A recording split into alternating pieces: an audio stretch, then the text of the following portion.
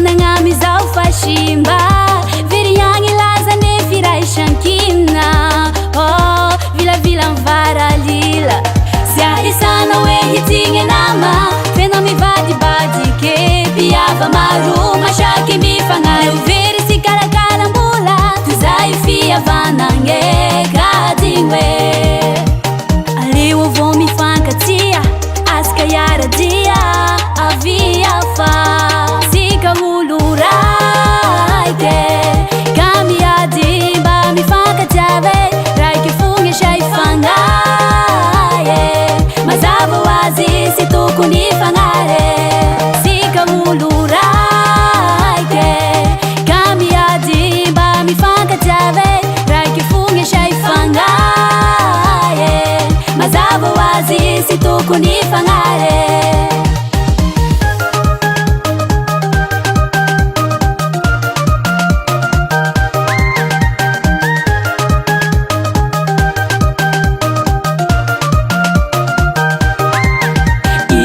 Juvoda mishingulumyad Mapangwanye fena mivari ankadi Tukunangu vatu esangi sikangabi Amizai miveri milaminge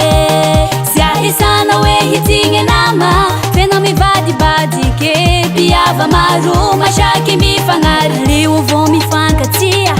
Aska yara dia Avia fa Sika uluraike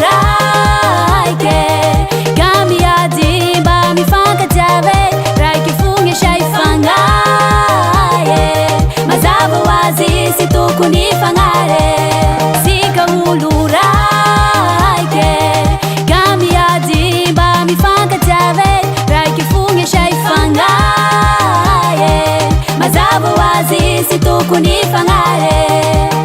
Sia isana we hitinge nama Fena mivadibadike Piava maru mashaki mifangare Uviri si kalakalambola Tuzai fia vanange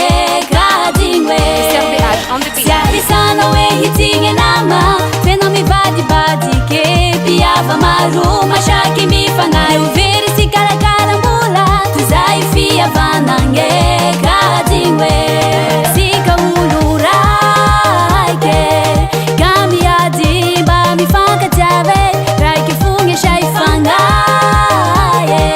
Mazava wazi situku nifangare. Sika uluraike. Kami adimba mifankatiave Raiki funge shaifangaye. Mazava wazi situku nifangare.